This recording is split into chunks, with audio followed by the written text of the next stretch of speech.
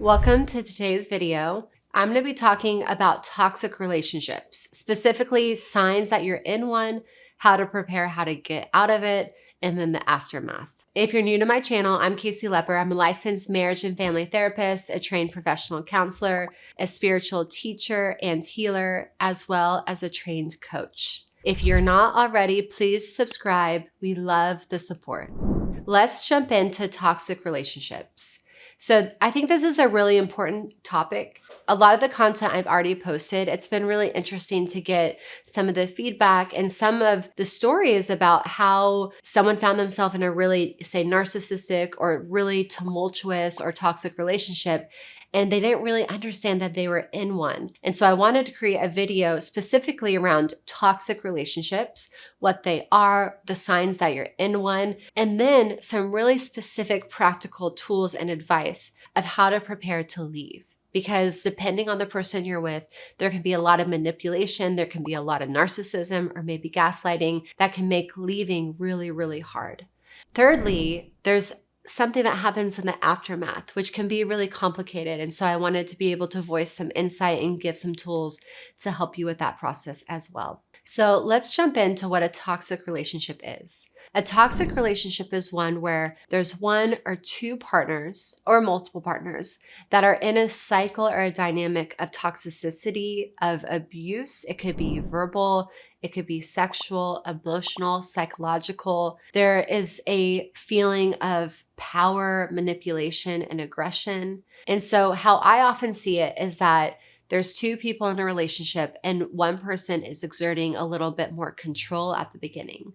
So you might start off fine and it seems all fine. You like the person, they're showing up as their best self. And then as you get deeper into it, you start to notice they're a little controlling. They're a little jealous. And because you care about the person or you love the person, you're wanting to take care of them and you're wanting to cater to what it is that they're struggling with. And so maybe they'll come to you and say, I don't like when you hang out with your parents because you come back and you're upset. And so what can happen is you say, oh, well, I want to be able to make sure my partner is feeling loved and connected to and cared for. So I'll spend less time with my family. And just a little at a time, there's more seeking of control or of dominance. And there's more concessions or sacrifices made by the other person to keep that person happy. And this is just acknowledging how it's like death by 1,000 paper cuts, like small cuts just chip away. And it can be so subtle that you don't even notice. And when you're in a relationship with someone that you really care about, it's very easy to say, I'll sacrifice spending time with my family because it makes them uncomfortable. Or I won't go to that work event because they get really uncomfortable when I'm not with them. You want to be able to identify patterns of verbal, emotional, psychological, and physical abuse. So verbal is when you're being criticized, when there's a lot of contempt, when they're trying to push you down, when it's really cruel and mean-spirited. Emotional is where there's no connection or empathy for your own feelings, where they can even turn your feelings over and make it about themselves. Physical is much more overt and obvious. Of course, if someone lays a hand on you and there's pushing and shouting and door slamming when you're right by the doorknob, like some of that are the earlier signs of later domestic violence and abuse. Psychological is where they start manipulating, they start gaslighting, where they're changing and trying to disorient you from your own reality. They're basically saying you're crazy. And in general, there's a lack of respect. And so there's all those behaviors that you might start to notice, these patterns that you might start to be aware of. And in general, you're going to start to feel drained and depleted by the relationship. It's going to be draining and taxing on the system. And you might come to a point where you have two options. It's to start to limit your connection to yourself. So we might avoid, we might numb, we might start to, disassociate or compartmentalize, or where we start to self-blame. And we do that as a result of being with someone who is showing up in a really toxic way. It's either we can acquiesce, we can self-blame, we can self-criticize and be happier in the relationship, Or if we stand up for ourselves, it might become even more volatile, which is the unfortunate path that people have to choose if they want to get out of it sometimes. So if you experience a general drain of energy that's consistent, so maybe you have a bad week or a bad month, but certainly you're not going to be experiencing drain in your relationship for a very long time. There might be tiny little hiccups of it, but in general, you want to be inspired and supported and a feeling of mutual love and respect in your relationship. So that energy drain is a really big sign. So those are some of the patterns and the signals that you're in a toxic relationship. The second piece of this is being able to repair and try to get an exit. So when I was in a toxic relationship, I have mentioned I've become a shell of the person. So I didn't really have the self-esteem, the self-worth, and the self-confidence to get out immediately. When I started building that up, then I could start to plan. And so if you're watching this video, this is a sign you already kind of know there's something amiss. Something doesn't feel right. And maybe you don't know what it is and you can't put your finger directly on it, but that you're acknowledging something's wrong. And so here is some practical guidance into how to get out. The first is you need to prioritize your safety and well-being. So those earlier tools that your partner tried to do to isolate you or push you down or become more controlling or more power seeking, all of that is taking you away from your well-being. So the first step is asking, how can I prioritize myself? What do I need to do to get grounded? What do I need to do to feel support, get anchored? So what this can look like in practice is self-help books, meditation, breath work. If you have people around you, maybe family members, maybe friends, maybe a therapist, start to get some social support. Because if you're doing the inner work and you're starting to open up some understanding in yourself with the books or the meditation, and then you also have the external support, so friends who have your back or family members who can help you, all of that is going to make you feel a lot stronger. And that's going to make you feel safer to be able to jump out of the situation. So along those same lines, if you're still living with each other, or you see each other regularly, you want to start to establish physical and emotional boundaries. So a client I worked with, she was trying to get out of a toxic relationship.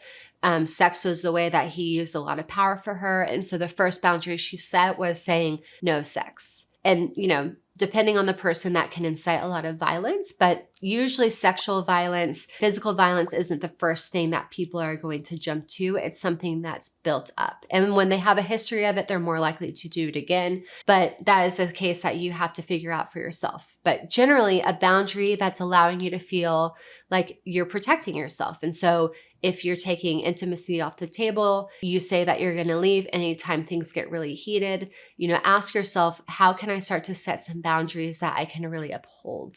I've said before that boundaries are only strong as your willingness to uphold them. So make sure that it's something that when it's something you set for yourself, that you uphold it, because that's going to give you so much esteem and self-worth just in holding that boundary. The next thing is start to plan your exit. So it's easier if you don't live together. But if you live together, I understand there's complexities. Maybe you're financially tied to each other. Maybe they earn the money. And so depending on your situation, let's take if you're living together. If you're living together, start to seek out support of who you can go live with. That's the first thing. You want safe shelter. That's going to be primary. The second piece is seeing, is there a way that you can open up another, say, bank account and funnel money there?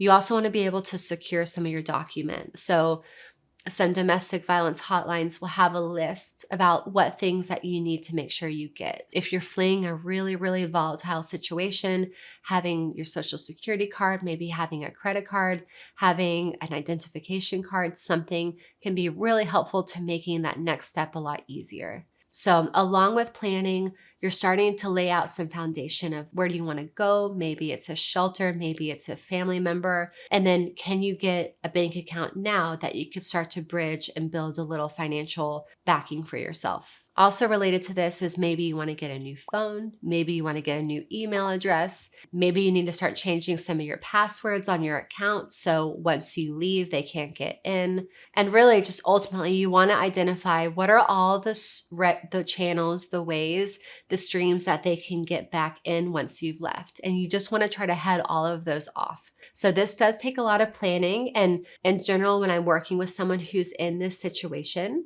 while every situation is different and what they're able to do, there's a sense of esteem and confidence and connection to the self when someone starts to plan, because it's saying that you're prioritizing this vision of leaving and that it's so much easier to leave whenever you've planned. When there's no planning, it can bring a lot of fear, a lot of insecurity, and it can almost feel safer to stay. If you don't live with a person, it definitely can be easier, but there can be stalking situations. And so I think if you think this person is really abusive or really, really aggressive, then you might want to contact local authorities and to see if you can maybe move to a different apartment or if they can come and support that transition. Once you've laid out your plan and you've done everything that you can do to prepare to head off any way that they can connect in the future, then you cut ties. So you end the relationship in the safest way for you. Like I said earlier, this is something that is very, very tailored and dependent on your own situation. So sometimes it's a difficult conversation, but you just go and it's clean. Sometimes it's not so. So especially if you have a narcissist who's going to try to get you back because it's going to make them feel really rewarded if they can do it, they'll reach out to you on every platform. And so I always say, try to block, try to get a new number. Don't be so attached to your email addresses or your numbers if it feels like a way that they can still seep into your life. And so you cut ties and you cease conversation, dialogue, discussion. This is really, really important because if they've been able to control and manipulate you up until now, they're going to throw everything at you. And if you've done the work and you have the support, maybe you can hear all these ways in which they're trying to get you back. But to be safer than sorry is just to avoid all contact. It makes it much easier. Resisting the urge for reconciliation, resisting the urge to believe that they're going to change, that they're going to do the work, that they're serious this time. All of that can be true. But immediately after leaving, you have to do something for yourself and give yourself time to heal, because going straight back in the relationship doesn't give you enough time to see if they've actually changed and if you've changed. So the truth is when we end up in those relationships, there's something within us that needs to be looked at, because we didn't just get there on accident. There's an aspect of, self-worth or confidence or inner strength or inner healing that needs to happen. And give yourself that time to be able to have a new space, to get your new routine and a greater connection to yourself. I'm all about people changing. I really do believe people can change, some easier than others, but if they do the work and they're consistent and say it's been a year of them doing AA or inner therapy work or whatever, and you see that they have changed, then that might be the time where you can consider. But again, it's very dependent on your situation and the amount of abuse you experience with them. Now, the aftermath. So I think the aftermath is such an opportunity for inner work, self-reflection, and healing. So like I just said, if you ended up in a relationship like this, it's really good to be able to honor and understand and accept the shadow part of yourself that allowed you to be into it. So when I was in a really deeply toxic relationship, I got to ask myself, what is it that I need to heal? What haven't I looked at? What haven't I healed? And even though I was in my grad program for counseling and therapy, I realized there was a big part of my childhood with my dad that I never healed. And that was creating a lot of insecurity around my relationship to men, a desire to be externally validated. And a lot of that was why I got very, very intertwined with someone that turned out to be really controlling and toxic and narcissistic. So I think anything you can do to support the process of the trauma and the healing and the self-reflection. I really do believe we go through really horrible, difficult experiences and we can either be broken by them or you can get stronger by them. And so I hope if you're watching this, you're one of those people who wants to get stronger by the experiences that you go through. And so talking to a person that you feel really supported by. Maybe it's a sponsor. Maybe it's someone from the domestic violence shelter. I know lots of different resources around the country and around the world that help people who are leaving really difficult situations. If you can do it, find a therapist or find a mentor or a support that can help you really process this out, because any wound that's left can fester, and we won't necessarily die by it, but it can create disease, it can create infection, and we really want to clean it out. So finding whatever means is available to you. Maybe it's watching YouTube videos. Maybe it's doing, sliding scale therapy. There's so many options out there. Really, we live at such an incredible time where there's a lot of resources for people, depending on where you are on the socioeconomic scale. But finding someone to support and process the trauma, asking yourself, what are the aspects of me I still need to take responsibility for and heal? What allowed me to get into that situation? How was I complicit in it? And what do I need to know moving forward? So I believe relationships are such a beautiful way for us to connect, for us to evolve and grow, and hopefully reach a level of union where we can create together. And when we've gone through difficult experiences, sometimes we can avoid relationships altogether. And I understand that that's part of the process, but we don't want to stay there. We don't want to be scared. And so being able to actually visualize and think, what is it that I want in a partner? Like, what have I learned from this experience? Can I be really, really cognizant of moving forward? We don't want to avoid relationships. It's an important aspect and dimension of life, but we want to be able to be really intentional with who we're going to spend and put time and energy into next. Along those same lines is you want to be able to understand your own boundaries in relationships. So we've learned the hard way about not having boundaries and what that creates. But boundaries supports us, it supports the other person and the relationship as a whole. So be really clear about what you're willing to put up with and what you're not willing to put up with. And if you do that work, you're going to allow the healing process to happen faster. And then when you do meet someone who's worthy of your attention, your love, and your commitment, you're going to be so much more prepared to offer them a very clear set of rules or guidelines or principles that they need to know that you're putting down there really clearly. And I think that's such a beautiful way to advocate for yourself while also remaining hopeful for the future. So that is toxic relationships, how to identify, how to prepare to leave, and how to heal in the aftermath. I hope you enjoyed this video. Reach out to me in the comments, and I'll see you next time.